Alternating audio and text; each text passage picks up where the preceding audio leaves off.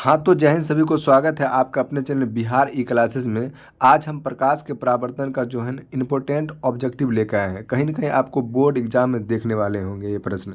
चलिए, आज का पहला क्वेश्चन हमारा है। क्वेश्चन नंबर पहला कह रहा है कि समतल दर्पण द्वारा बना प्रतिबिंब होता है। आपको बताना है कि समतल दर्पण द्वारा कैसा प्रतिबिंब बना होता है। देखिए, ये पिक्चर में भी दिखाया गया है और आपको बताना है कि समतल दर्पण द्वारा कैसा प्रतिबिंब बनता है। गुरुजी, यहाँ पे ऑप्शन हमारा जो है ना बी करेक्ट हो जाएगा, यानी कि समतल दर्पण द्वारा प्रतिबिंब जो बनता है वो काल्पनिक प्रतिबिंब बनता है। कैसा? तो बोलेंगे काल्पनिक प्रतिबिंब बनता है, यानी ऑप्शन हमारा बी करेक्ट हो जाएगा। अगला क्वेश्चन हम देखते हैं। क्वेश्चन नंबर देखिएगा, क्वेश्चन नंबर 2 कह रहा है कि प्रकाश के परावर्तन के कितने नियम होते हैं। तो प्रकाश का परावर्तन हम जानते हैं कि प्रकाश के परावर्तन का 2 नियम होते हैं। ऑप्शन हमारा बी करेक्ट हो जाएगा, ऑप्शन हमारा बी करेक्ट हो जाएगा। अगला क्वेश्चन हमारा है, क्वेश्चन नंबर देखिएगा 3 है। क्वेश्चन नंबर 3, निम्न में से किस दर्पण द्वारा किसी वस्तु का वास्तविक प्रतिबिंब मिल सकता है। यानी कि वास्तव किस दर्पण को द्वारा जो है ना आप वास्तविक प्रतिबिंब प्राप्त कर सकते हैं, ये आपको बताना है। देखिए, ये अवतल दर्पण है, तो कहता है कि वास्तविक प्रतिबिंब प्राप्त करने के लिए क्या करेंगे, हम अवतल दर्पण का प्रयोग करेंगे। क्या करेंगे? अवतल दर्पण का प्रयोग करेंगे। गुरुजी, यहाँ पे ऑप्शन बी हमारा करेक्ट हो जाएगा। क्या हो जाएगा? ऑप्शन बी यहाँ पे करेक्ट हो जाएगा। अगला क्वेश्चन हमारा है, क्वेश्चन नंबर 3 देखिएगा। क्वेश्चन नंबर 3 कह रहा है, क्वेश्चन नंबर 4 है कि वस्तु से छोटा और आभासी प्रतिबिंब, वस्तु से छोटा और आभासी प्रतिबिंब जो है ना किस दर्पण से प्राप्त किया जा सकता है। देखिए, आभासी बोले तो यानी काल्पनिक हो जाएगा, यानी आभासी बोले तो काल्पनिक प्रतिबिंब बोला जा रहा है। यानी कि छोटा और आभासी होना चाहिए। क्या होना चाहिए? छोटा और आभासी होना चाहिए, यानी कि काल्पनिक प्रतिबिंब होना चाहिए। तो गुरुजी, ऑप्शन हमारा डी यहाँ पे करेक्ट हो जाएगा। यानी क्या हो जाएगा? डी करेक्ट हो जाएगा। यानी कि बोले तो हम उत्तल दर्पण द्वारा जो है ना काल्पनिक प्रतिबिंब और वस्तु से छोटा प्रतिबिंब प्राप्त कर सकते हैं। यानी उत्तल दर्पण देखिएगा, ये जो आप ऐना देख रहे हैं ये गाड़ी का साइड मिरर के रूप में हम क्या करते हैं, उत्तल दर्पण का प्रयोग करते हैं। क्वेश्चन भी पूछा जाता है कि गाड़ी के साइड मिरर के रूप में किस दर्पण का प्रयोग किया जाता है, तो हमारा आंसर हो जाएगा उत्तल दर्पण के रूप में। गुरुजी एकदम लगा कर आ जाएंगे। चलिए, अगला क्वेश्चन है, बहुत बढ़िया बढ़िया क्वेश्चन है, इसको याद कर लेना है आपको। सेम टू सेम एग्जाम में देखने वाले होंगे प्रश्न।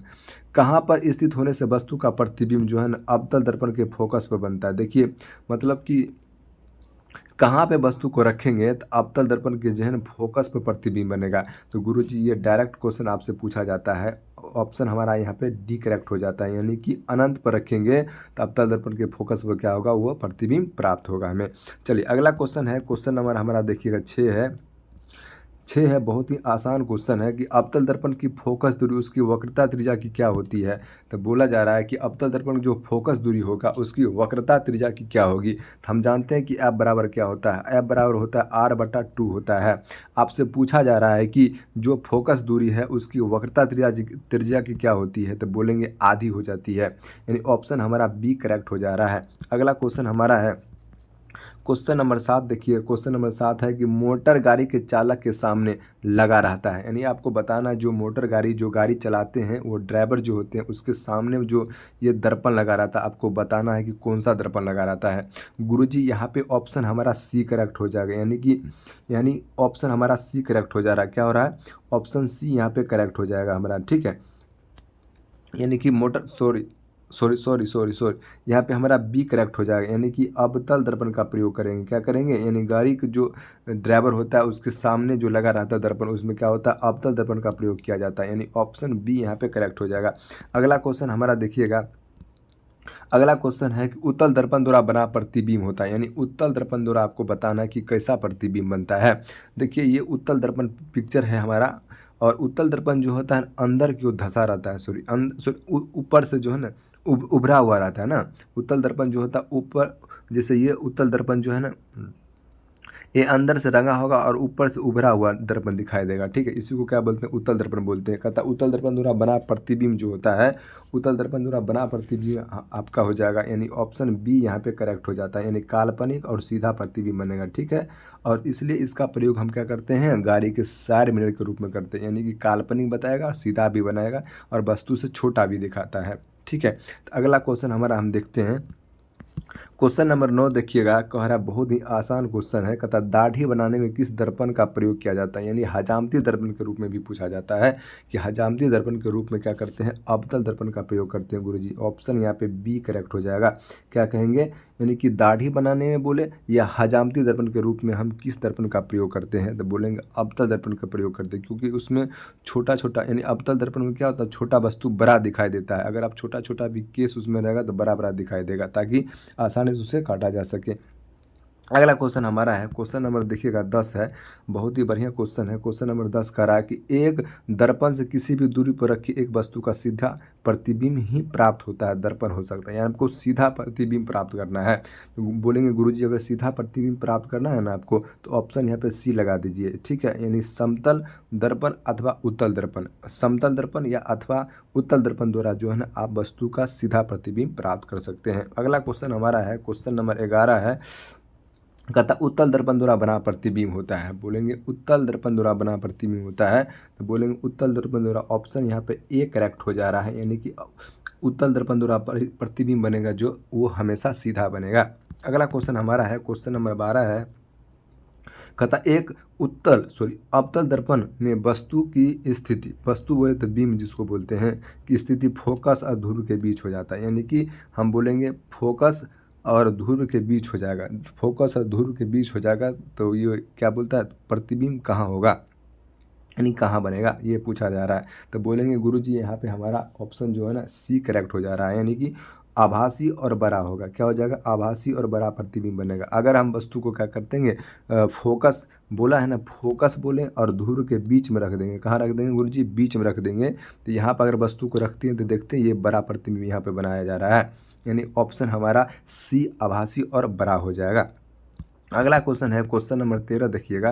क्वेश्चन नंबर 13 हमारा है कि निम्न में से किसके द्वारा एक बिंदु स्रोत से समांतर किरण पुंज मिल सकता है, ठीक है। समांतर किरण पुंज बोलते हैं कि दो किरणों के बीच अगर समान दूरी होगा, ठीक है, दो या दो से अधिक किरणों के बीच अगर समान दूरी होगा, उसी को क्या बोलते हैं, समांतर किरण पुंज बोलते हैं। ये भी बात आपको ध्यान देना चाहिए।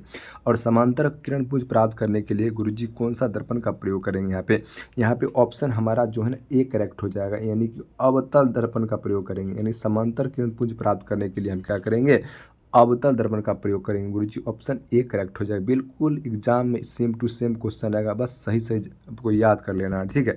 अगला क्वेश्चन हमारा है, बहुत ही मेहनत के साथ ये कंटेंट ला रखे हैं हमने। अगला क्वेश्चन हमारा है, क्वेश्चन नंबर देखिएगा 14 क्वेश्चन नंबर है। एक गोलीय दर्पण द्वारा बने प्रतिबिंब का आवर्धन जो है ना, आवर्धन एम, आवर्धन को किससे सूचित करते हैं गुरुजी, एम से सूचित करते हैं, जो ऋणात्मक हो रहा है, यानी निगेटिव हो रहा है।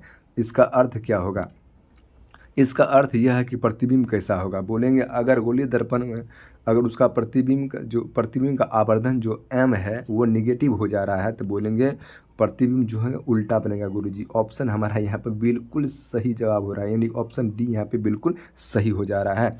अगला क्वेश्चन निगेटिव रहेगा तो उल्टा हो जाएगा। अगला क्वेश्चन हमारा है, क्वेश्चन नंबर 15 है, बार बार रिपीट करता है कि निम्न में से उत्तल दर्पण की फोकस दूरी क्या होगी, यानी कि आपको बताना है कि उत्तल दर्पण की जो है ना फोकस दूरी क्या होगी। क्या पूछा है, फोकस दूरी। फोकस दूरी किससे सूचित करते हैं, एफ से सूचित करते हैं, ठीक है। जिसकी वक्रता त्रिज्या 32 सेंटीमीटर है। बहुत फार्मूला लग रहा है, एफ बराबर वो लगाओ जल्दी से, एफ बराबर r/2 होता है। तो बोला है कि त्रिज्या वक्रता त्रिज्या के मान कितने दे ले है, बोलेंगे 32 सेंटीमीटर दे ले। आप 32/2 कर देंगे, आंसर हमारा 16 आ जाएगा। आप बोलेंगे 16 गुरुजी CM हो जाएगा। बोलेंगे प्लस में होगा कि माइनस में होगा, तो देखेंगे यहाँ दर्पण कौन सा है, तो उत्तल दर्पण है। उत्तल दर्पण हमेशा क्या होता है, प्लस में होता है, इसलिए ऑप्शन हमारा सी करेक्ट हो जाएगा। क्या हो जाएगा, सी करेक्ट हो जाएगा, यानी कि प्लस 16 सेंटीमीटर हो जाएगा। अगला क्वेश्चन हमारा है, क्वेश्चन नंबर 15 देखिएगा, बहुत ही आसान क्वेश्चन है। क्वेश्चन कहता है ईंट क्या है, बताओ भैया ईंट क्या होता है। ईंट क्या होता है, कहता है कि ईंट जो है ना गुरुजी यहाँ पे ऑप्शन बी लगा दीजिए, अपारदर्शी हो जाएगा, जिससे प्रकाश पार नहीं करेगा उसको क्या बोलेंगे, उसको बोलेंगे अपारदर्शी। जिससे प्रकाश पार कर जाएगा उसको पारदर्शी बोलेंगे, जिससे प्रकाश पार नहीं करेगा उसको अपारदर्शी बोलेंगे, और जिससे जो है ना प्रकाश थोड़ा थोड़ा पार करेगा, अंशतः यानी थोड़ा थोड़ा पार करेगा, उसको क्या बोलेंगे, पारभासी बोलेंगे। यहाँ पे क्लियर हो गया होगा। तो ईंट पूछा है तो ईंट क्या हो जाएगा गुरुजी, बोलेंगे अपारदर्शी हो जाएगा, यानी ऑप्शन बी यहाँ पे बिल्कुल करेक्ट हो जाएगा। अगला क्वेश्चन पूछा गया था। अगला क्वेश्चन हमारा है, क्वेश्चन नंबर 17 देखिएगा, गोलीय दर्पण की फोकस दूरी बोला जा रहा है कि गोलीय दर्पण की फोकस दूरी उसकी वक्रता त्रिज्या की क्या होती है, यानी एफ बराबर वही बात पूछ दिया कि r/2 हो जाता है, यानी कि फोकस दूरी जो होगा उसकी वक्रता त्रिज्या क्या होगा। यहाँ देखते हैं वक्रता त्रिज्या की क्या हो जाती है, आधी हो जाती है, यानी ऑप्शन बी हमारा ऑप्शन ए यहाँ पे करेक्ट हो जाएगा। अगला क्वेश्चन हमारा है क्वेश्चन नंबर 18 देखिएगा, किसी वस्तु का आवर्धित काल्पनिक प्रतिबिंब है, यानी किसी वस्तु का जो है आवर्धित बोले तो बड़ा, क्या बोलेंगे, आवर्धित बोले तो हम बोलेंगे यहाँ पे बड़ा, ठीक है, आवर्धित बोले तो बड़ा होना, ठीक है। किसी वस्तु का आवर्धित और काल्पनिक साथ में काल्पनिक प्रतिबिंब बनता है। तो अगर अगर आपको बड़ा चाहिए और प्रतिबिंब जो है ना काल्पनिक चाहिए तो गुरुजी क्या करेंगे, हम ऑप्शन यहाँ पे ए लगा देंगे, यानी अवतल दर्पण से ये काम हो सकता है, यानी कि बड़ा भी हो जाएगा और काल्पनिक भी हो जाएगा। ऑप्शन यहाँ पे ए करेक्ट हो जाता है। अगला क्वेश्चन हमारा है क्वेश्चन नंबर देखिएगा 19 है कि गाड़ी के साइड मिरर के रूप में, साइड मिरर के रूप में मतलब जो है ना किस दर्पण का प्रयोग किया जा रहा है ना, किस दर्पण का उपयोग करते हैं। जी बहुत ही आसान क्वेश्चन और बार बार क्वेश्चन बुहार बोर्ड पूछता है, ठीक है, बहुत ही बढ़िया क्वेश्चन है। क्वेश्चन हमारा है कि साइड मिरर यानी गाड़ी जो होता है उसके साइड मिरर के रूप में, जैसे साइड मिरर होता है ना, उस साइड मिरर के रूप में किस दर्पण का प्रयोग किया जाता है वो आपको बताना है। तो गुरुजी बोलेंगे वहाँ पे ऑप्शन यहाँ पे सी करेक्ट हो रहा है, यानी कि उत्तल दर्पण का प्रयोग जो है ना हम उत्तल दर्पण का प्रयोग क्या करते हैं, गाड़ी के साइड मिरर के रूप में क्या करते हैं, उत्तल दर्पण का प्रयोग करते हैं, क्योंकि उत्तल दर्पण द्वारा अपना प्रतिबिंब जो होता है विस्तृत से दिखाएगा और छोटा प्रतिबिंब बनाता है, इसलिए हम क्या करते हैं गाड़ी के साइड मिरर के रूप में जो है ना उत्तल दर्पण का प्रयोग करते हैं। अगला क्वेश्चन क्वेश्चन देखिएगा 20 नंबर क्वेश्चन है, कहता सर्च लाइट का परावर्तक सतह होता है। परावर्तक सतह मतलब कि उसमें कौन सा दर्पण लगा रहा था, ये बात पूछ रहा है आपसे। सर्च लाइट जो है ना, सर्च लाइट में जो है ना क्या करेंगे हम, परावर्तक सतह बताना कि परावर्तक सतह कैसा होते हैं, यानी कि उसमें कौन सा दर्पण लगा रहा था ये पूछ रहा है आपसे। तो बोलेंगे सर्च लाइट में जो है ना अवतल दर्पण का प्रयोग किया जाता है। गुरुजी ऑप्शन यहाँ पर ए करेक्ट हो जाएगा हमारा।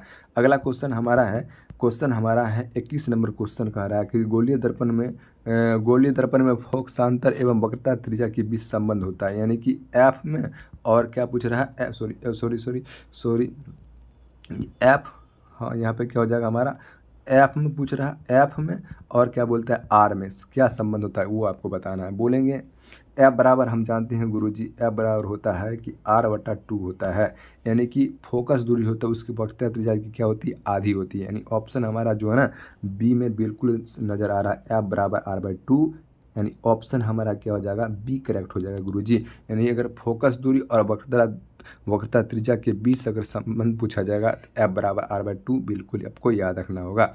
अगला क्वेश्चन हमारा है क्वेश्चन नंबर देखिएगा 22 क्वेश्चन नंबर है। क्वेश्चन नंबर 22 कहता है किस दर्पण से वस्तु का बड़ा प्रतिबिंब प्राप्त किस दर्पण से वस्तु का बड़ा प्रतिबिंब प्राप्त करना होगा। जैसे अगर वस्तु का बड़ा प्रतिबिंब प्राप्त करने के लिए हम क्या करेंगे गुरुजी, अवतल दर्पण का प्रयोग करेंगे। हाँ अवतल बिल्कुल सही जवाब, ऑप्शन बी यहाँ पे करेक्ट हो जाएगा, यानी किस दर्पण में पूछा जा रहा है कि वस्तु का बड़ा प्रतिबिंब प्राप्त करना है, तो क्या हो जाएगा, अब दर्पण कौन सा हो जाएगा, अवतल, यानी कि अवतल दर्पण में क्या होगा कि बड़ा प्रतिबिंब बनेगा और काल्पनिक भी बनेगा। ऑप्शन यहाँ पे बी करेक्ट हो जाता है। अगला क्वेश्चन हमारा है क्वेश्चन नंबर देखिएगा 23 हो रहा है, बहुत ही वीवीआई क्वेश्चन है और बार बार रिपीट करेगा। ये देखिएगा परावर्तन के नियम से निर्धारित होता है, जो प्रकाश के परावर्तन होता है, जो प्रकाश के परावर्तन का जो नियम है उससे क्या निर्धारित होता है। बोलेंगे ऑप्शन जो है ना आपतन कोण जो होता है ना परावर्तन कोण के बराबर होता है। बोलेंगे ऑप्शन यहाँ पे ए करेक्ट हो जाएगा गुरुजी हमारा। ऑप्शन हमारा क्या हो जाएगा, करेक्ट हो जाएगा। ऑप्शन क्या हो जाएगा, आपतन कोण जो होगा परावर्तन कोण के बराबर होता है। इस पे आने वाली किरण को आपतित किरण और जाने वाली किरण को परावर्तित किरण होता है। और आपतन बिंदु पर डाला गया अभिलंब, ये दोनों के बीच में जो कोण बनेगा उसको आपतन कोण बोलेंगे और ये दोनों के बीच में जो कोण बनेगा उसको परावर्तन कोण बोलेंगे। ठीक है, आपतन कोण को आई से सूचित करते हैं और परावर्तन कोण को आर सूचित करते हैं, इसलिए आई बराबर क्या हो जाता है, आर बराबर हो जाता है। ये भी आपको बात बात ध्यान रखना चाहिए, ठीक है। अगला क्वेश्चन हमारा है क्वेश्चन नंबर 24 है। क्वेश्चन नंबर 24 हमारा देखिएगा कि हवा में प्रकाश की चाल होती है बहुत ही, हवा बोले निर्वात, निर्वात बोले तो कुछ नहीं, तो हवा में या निर्वात में प्रकाश की चाल माना जाता है, यानी कितनी हो जाएगी। ऑप्शन यहाँ पर ए करेक्ट हो जाएगा, 3 × 10⁸ मीटर पर सेकेंड याद रखना है, मीटर पर सेकेंड भी याद नहीं है, सेंटीमीटर मार देना है। ऑप्शन यहाँ पर ए करेक्ट हो जाएगा, 3 × 10⁸ मीटर पर सेकेंड हो जाएगा, यानी कि हवा में प्रकाश की चाल पूछेगा तब ऑप्शन ए करेक्ट हो जाएगा। अगला क्वेश्चन हमारा है क्वेश्चन नंबर 25 का था सोलर कुकर में व्यवहार किया जाता है, यानी सोलर कुकर जो होता है सूर्य से जो हम भोजन बनाते हैं, जो कुकर के माध्यम से, उसी को सोलर कुकर कहते हैं। कहता सोलर कुकर में जो है ना किस दर्पण का प्रयोग किया जाता है, देखते हैं यहाँ पे ये सोलर कुकर का भी पिक्चर लगा रखे हैं। कहता सोलर कुकर में व्यवहार किया जाता है, यानी कौन सा दर्पण का प्रयोग करते हैं। गुरुजी यहाँ पे ए आंसर बिल्कुल सही जवाब होने वाला है, यानी सोलर कुकर में जो है ना अवतल दर्पण का प्रयोग किया जाता है। बिल्कुल एग्जाम आपको ये सब पूछ देगा। चिकित्सा के क्षेत्र में भी जो है ना अवतल दर्पण, जो डॉक्टरी होते हैं, डॉक्टरी विभाग वाले जो होते हैं दर्पण, वो भी अवतल दर्पण ही होता है। अगला क्वेश्चन हमारा है क्वेश्चन नंबर देखिएगा 26 है, बहुत बढ़िया क्वेश्चन कि समतल दर्पण में प्रतिबिंब की प्रकृति क्या होती है। आपको बताना कि समतल दर्पण में जो होता है ना प्रतिबिंब की प्रकृति क्या होती है। गुरुजी बोलेंगे समतल दर्पण द्वारा, जी समतल दर्पण द्वारा जो है ना आभासी और बराबर प्रतिबिंब बनता है, ये भी बात आपको ध्यान में रखना चाहिए। यानी कि समतल दर्पण द्वारा बना प्रतिबिंब जो होगा आभासी होगा और बराबर होगा। ऑप्शन यहाँ पे डी करेक्ट हो जाएगा। अगला क्वेश्चन हमारा है क्वेश्चन नंबर 27 कह रहा है प्रकाश किसका रूप होता है। आपको बताना, बहुत ही बढ़िया क्वेश्चन है और बार बार रिपीट करता है बोर्ड। कहता है प्रकाश किसका रूप होता है। गुरुजी ऑप्शन यहाँ पे बी, बिल्कुल आसान क्वेश्चन पूछा गया है, यानी ऊर्जा का हो जाएगा, यानी प्रकाश किसका रूप हो जाएगा, ऊर्जा का रूप हो जाएगा। और बताइए कि सूर्य के प्रकाश से जो है हमें कौन सा विटामिन मिलता है, जल्दी से कमेंट करना है कि सूर्य के प्रकाश से हमें कौन सा विटामिन मिलता है।